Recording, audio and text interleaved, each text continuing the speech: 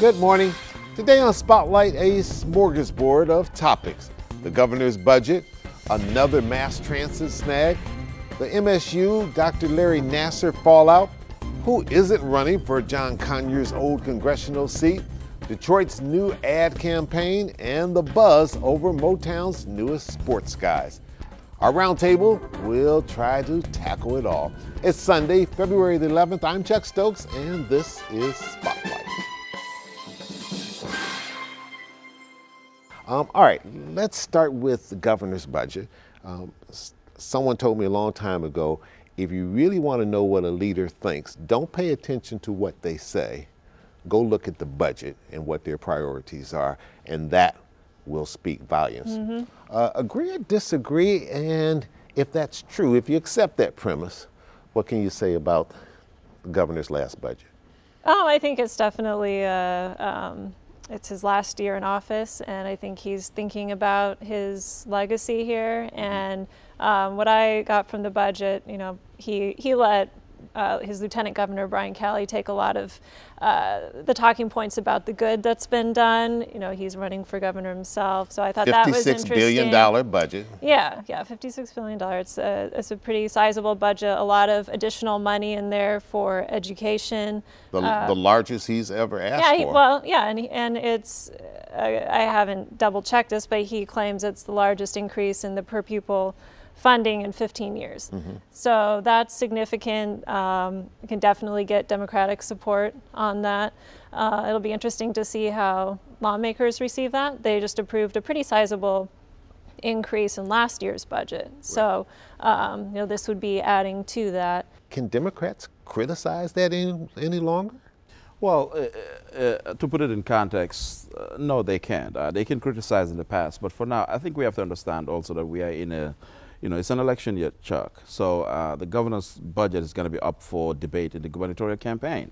And I think you're saying he's a lame duck governor, yeah, and he's dealing with a legislature that has to run again. So and he's setting it up in a way that, you know, he may not have too many shots when his budget is up for debate during this campaign. And I think Ingrid has it right when she said, you know, that he left the Lieutenant Governor Brian Calley to basically be the, you know, the one who negotiates all of this, because he's running for governor. So I think what Snyder is looking at, one, is his legacy, that he's moving out, but also is basically to take away any sort of, you know, ammunition from those who will criticize him in an election year season. The GOP has hinted that they want some personal income tax cuts. Is that where the rubber really meets the road here, in terms of they're asking too much? Yeah, there's probably going to be some negotiating, because that was not in the governor's budget. And I think something else worth noting is to see in this budget, Snyder's really making the case for, you know, after years of smart budgeting, planning for the future, the state is in a better position now, has a little extra money that it can reinvest in critical priorities like education and infrastructure, safety.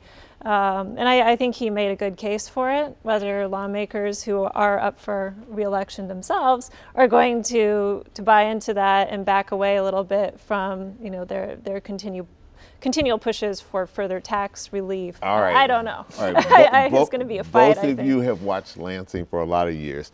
Give your best guess. Does this governor get the majority of what he wants with this legislature, which I think you could say is more conservative than he is in many respects? Yes or no? Yeah, I think so. I think he'll probably end up getting most of it, but I think it's going to be a bigger fight with lawmakers this year than in past years, and he might have a hard time getting his budget done before summertime, like he has in past years. Does he get it through, Banker? I doubt he will. I think it's going to be a long fight. I think the legislature is not obliged to him, and, you know, they're going to run just like the roads funding debacle. I think they'll run their own cause, and basically, you know, they're not tied to this governor. He's on his way out, so they're looking at beyond Snyder. All right, let me switch gears. The 13th congressional district that Congressman John Conyers represented, last I heard, you two are the last two to be able to toss your hat into the ring along with everybody else. Why not? Everyone else is running. Yeah, obviously I'm being facetious, but I think that's everybody, better. I mean, what a field of candidates, and two of them are members of his own family. Yeah, I don't think we need another congressional dynasty in Michigan. You know, we've seen that with the Dingles, and now former Congressman Conyers has already endorsed his 27-year-old son, who doesn't have a lot of much of a record going into this. I think a little more interesting is Ian Conyers, the great state senator. He's got a bit more of a record there, but again, just, you know, throwing your name in just because you share the same last name is not impressive. And I think we're starting to see some interesting candidates get in. Detroit Council President Brenda Jones. All right, who has the inside track, frankly? If the election were today, who might rise to the top? Well, Brenda Jones, the City Council President, has the mayor's support. No, she says. Even aside from them, yes, I did attend a press conference, and the mayor's lieutenants were standing with her at that press conference, Alexis Wiley and others. But I think Brenda Jones was the highest vote getter in the last election. She racked up almost 80,000 votes. So if that is a standard, I think she is, in fact, has a standing, and she could be a front runner. But the other issue here we have to bear in mind, Chuck, is that this district goes beyond just Detroit. There are other 10 other communities, I call them bedroom communities, that are part of this district. And if they also want to put up a candidate, then the race becomes really competitive. And we've not seen whether Bill Wild, the mayor of Westland, whose name has been tossed around in the political grapevine in terms of whether he will run. So there's a lot of balls up in the air right now. I think it's too early to make any prediction, but all right, this is good for us. This is not a sprint, it's a marathon. We're going to take a break. When we come back, want to talk to you guys a little bit about the MSU fallout and the latest comment by L. Brooks Patterson. We'll be right back.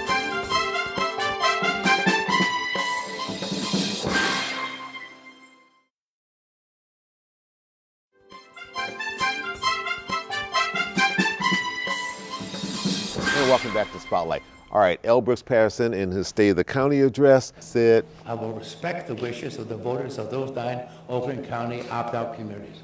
I will not force them against their will into a machine from which they can expect little or no return on their investment. They're asking me, betray my constituents. Another snag in mass transit? Is this doom at all? I don't think it's surprising. I mean, we just heard a couple of weeks ago the big 4 leaders in the county were at the Econ Club, and both Brooks Patterson and Macomb County's Mark Hackle raised some serious concerns about another regional transit proposal, and they said they're not going to force this on their residents unless they really start hearing that's what they want. And I think that raises a lot of flags early on for the chances of another proposal. All right, we just watched Detroit not get the Amazon bid. We weren't in the top 20. If you talk to many of the business leaders, they are very quick to say this region has to get its act together, and mass transit is one key part of that, as well as well-educated talent. Bankole, how do you interpret all this? Well, I think it's bad. It's a bad signal for regional cooperation. I can understand Brooks Patterson. I think the dean of Oakland County, you got to give it to him. He's always defended, you know, his community, or his constituents. But for regional cooperation, I think this is bad. I think we need to move as one region, and I think Patterson's comments, I think, doesn't help this cause. And I think it really, for many people, I think it just reassures skeptics who say, well, look, regional cooperation has always been a misnomer in this region. We go to Mackinac Policy Conference, talk about it, but when it comes to really, put it into action, this is what you get. And if there's a case study, I think Amazon is a clear-cut case study that is not rooted in fiction, but in reality that, in fact, mass transit is a major quality of life issue. And it's one issue that can bring more opportunities to this region because, look, if Detroit grows, the rest of the region grows. All right, Michigan State University, Dr. Larry Nassar, the fallout continues. Yeah. We can only hope it's that... just starting, I think.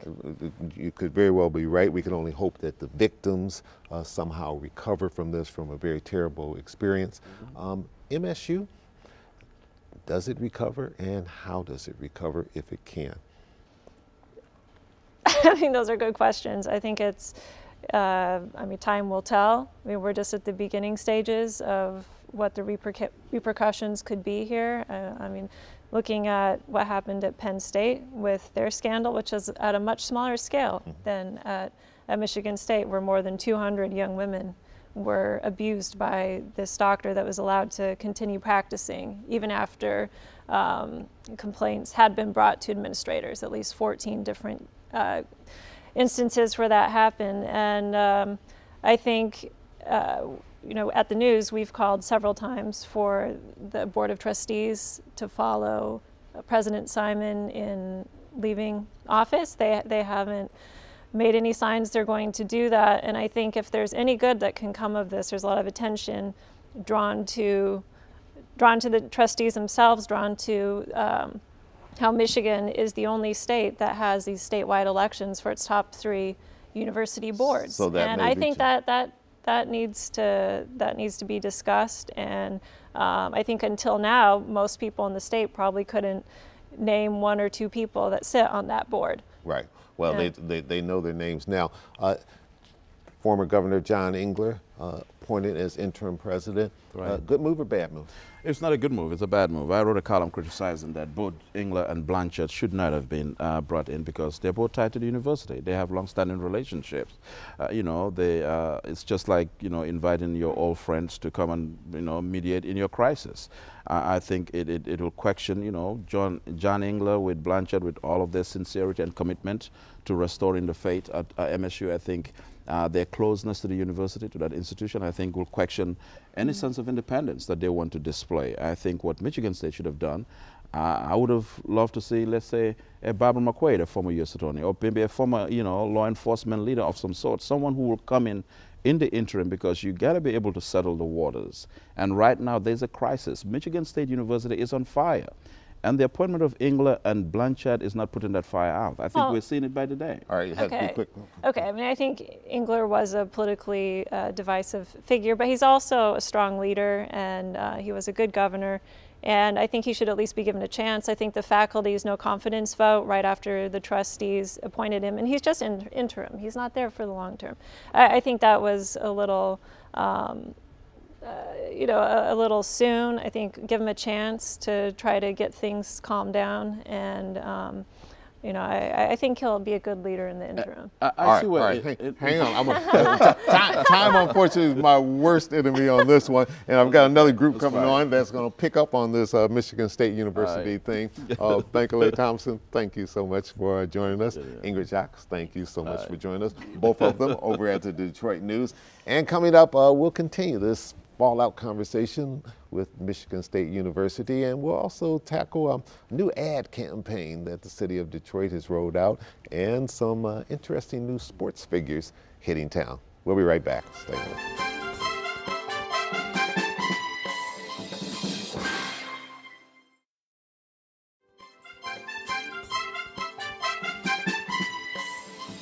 And welcome back to Spotlight. We've changed people a little bit here. Justin Rose, you see him on Channel 7 Action News Sports, joining me, also host of the Sports Cave, which comes on right after this. Ann Doyle. Ann is worn, I don't know how many different hats, you know, former sports reporter, journalist, worked in the automotive industry, speaker, city council in Auburn Hills. Yeah, troublemaker, all those things. And Mark Lee with Small Talk with Mark Lee on WXYZ. Thank you all for joining us. Let's pick up on this conversation because everybody's talking about MSU. Justin, from your standpoint, I mean, you've covered MSU for so long and all the things that have happened with there. What impact is this going to have on recruitment and everything else? Well, you really have to look at where the 2 different stories are coming from, quite really, because you have the Larry Nassar, you know, scandal and the unbelievable fallout that's going to ripple effect throughout the entire university academically. But now it's starting to trickle into the sports world, and ESPN's report coming out with allegations of maybe, you know, mishandling sexual assault charges against, or allegations, I should say, because against football players and basketball players, indicting Mark D'Antonio and Tom Izzo into this whole thing. It's really poor timing as far as all of the public outcry is to, you know, burn it all down, and now that you throw those hats into the ring, all of a sudden there's all this outrage that necessarily needs to be all vetted out. And that's where the investigations are going to come to. So from a sports perspective right now, I mean, Michigan State basketball is in the top 5. They're trying to win a national championship with a bunch of kids that had absolutely nothing to do with this. Now, did their coach? We don't know that yet. Right. So there will be time. But everybody's going to be under the microscope as a result of and this. as they should. Yeah. As they should. No one at Michigan State is exempt from any of this. This should be first and foremost out there. Yeah. But at the same time, you know, Tom Izzo has said, I'm not talking about it right now. Yeah. And that's a mistake. For Tom Izzo to say, I'm not talking about it right now, that is lack of leadership. And if there's one thing that he better do, or he's going to pay the price for it, is he better get transparent and establish some trust in terms of talking about it. I don't disagree with that at all. And Tom Izzo's been a guy, and if you've covered him and if you've seen him, how vocal and how open he is with the media, Chuck, this is a man who has been upfront about almost every single thing. And I say almost because this is the one instance where he is holding back a little bit. Now, Mark D'Antonio came out the day of the ESPN Outside the Lines report and said, I have reported everything the way it should, and as the facts are starting to trickle out now, we're starting to see that be the case. And when you start getting to no comments, you start getting suspicious. MSU's in trouble. The brand has really been damaged, and I think the damage is a direct result of the lack of transparency, it being fluid, it being honest. When you talk about marketing your business, marketing your university, people want that transparency, and I think that MSU has got this damage. It's going to take them a while to recuperate and rebuild the brand in a positive way. Students have been affected. Certainly our thoughts and prayers are for the victims, but if you go beyond the campus, I've talked to a lot of people about MSU, beyond the Detroit area, the East Lansing, and a lot of people are saying their brand is damaged. That's a big challenge for them. Yeah, and you've written books about women in leadership. We're watching the Me Too movement. I know you've written about the courage that the victims of Larry Nassar. The two things that I would like to say about it is, number one, yes, incredible courage by these young women who came forward, and they came forward for years and years and years and were ignored. And now we're at a moment where you see tone-deaf older leaders completely ignored this. And when you have a board of trustees, I say the entire board of trustees needs to go. And Joel Ferguson, I have known him since I covered him at the Lansing City Council years ago.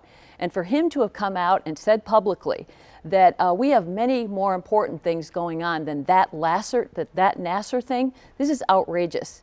And I'm totally disappointed. The nation, the world is watching Michigan State University, and I don't believe they can recover the brand or trust until the old leadership that covered this up goes.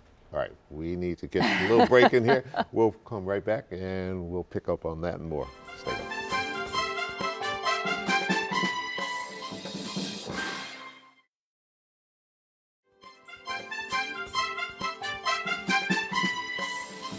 The Convention and Visitors Bureau for Detroit rolled out a new campaign for the city of Detroit. Good spot?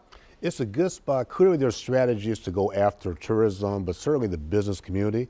I did view the spots. I think they did a very nice job with it. And I think they're focusing on the movement of Detroit, the Go movement. They say we have enough successes now where we can say, folks, come here and we don't have to keep talking about we're the comeback city and apologizing for getting through a bankruptcy and all that. I think we have enough success on the foundational pieces. We still have a long ways to go. If you look at the campaign, it's certainly focusing on the downtown area, the midtown area. People are still going to question what's happening in the neighborhoods. But from a business standpoint and trying to get people to come to Detroit, I think that campaign is spot on. Much of my work is global, and as president of the Michigan chapter, this International Women's Forum, which is one of the preeminent global networks of women leaders on every continent. When's the We're conference bringing coming it. in? And you know, we had to make a very strong case to a global board of women leaders come to Detroit. In 40 years, they have never come. Pitch? No. It was a hard pitch. We sold it hard, but you know what? We won like the Super Bowl of women's leadership conferences in the world. What year is that coming? It's coming in October 2020, and we wouldn't have gotten it if the buzz hadn't begun, not only in the United States, but globally, about there's something cool going on in Detroit. And we're bringing them in October 2020. Justin, the Sports Commission is pushing hard to get the NFL draft bid here. Yep. So they've made a bid. What do you think the chances are?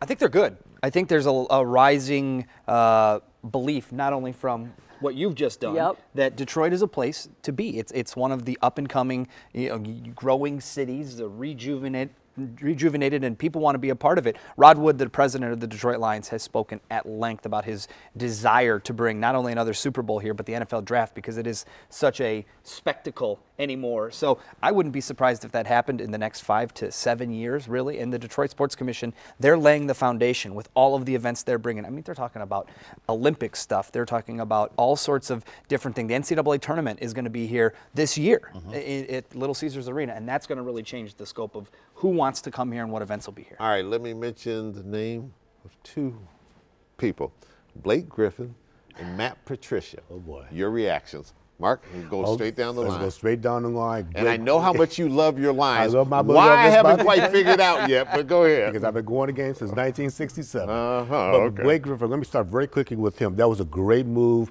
He's created a buzz in this city. I've gone down to LC. I know you've been down there. It's been quiet. And the energy level down there is picked up. And the team is now creating an identity. That's what was missing. And the buzz factor was not there. When it comes to Matt Patricia, I heard everything he said. I didn't recognize him in the press conference with beard cut and haircut. He But cleaned up for Mrs. Ford, right? Here's the one thing I want to say. Good idea. This team is primed and ready to take the next level. This should not be a rebuilding project. This team, if we don't make the playoffs next year, in my opinion, that is a loss for the Lions organization. Andrew? I got to say, I grew up with sports. My dad was a sports broadcaster. I covered sports in this town, but I am a fair weather fan. And when they're not winning, I'm not paying attention. I am paying attention. I'm paying attention to the Pistons, and I'm paying attention to the Lions. All right. Justin? Well, honestly, Griffin coming to town, what they sacrificed was the next year's first-round pick. But at the same time, if you could trade a first-round pick for the talent that Blake Griffin is, you would do it. And you're seeing the buzz, and you're seeing how excited people are to do that. But the trickle effect of this is he's got to stay healthy, and the Lions or the Pistons need to build around him. And to your point, I agree with you. Make the playoffs for sure with the Lions. Are the Pistons kind of define the trend that's going on in the NBA right now? I heard Isaiah Thomas say this is all about guards and not about big guys. They went after a big guy, and they're winning. Yeah, they're winning right now. That may change. Yeah, it's a small sample size, but I think right now the thing that Pistons fans or people who are noticing the Pistons again for the first time can realize that this is a fun brand of basketball to watch. Blake Griffin makes everybody around him better, and the fans are recognizing that. And we have missed a superstar for the Detroit Pistons. Even when they were the going-to-work Pistons, who was the superstar? Maybe Rasheed Wallace, maybe Chauncey Billups. This time you have a bona fide guy who is the face of the franchise. That's the difference. All right. Justin Rose, Ann Doyle, Mark Lee, thank you so much for joining us today on Spotlight. I'm Chuck Stokes. We'll be back next week with more newsmakers in the Spotlight. We hope you have a great week.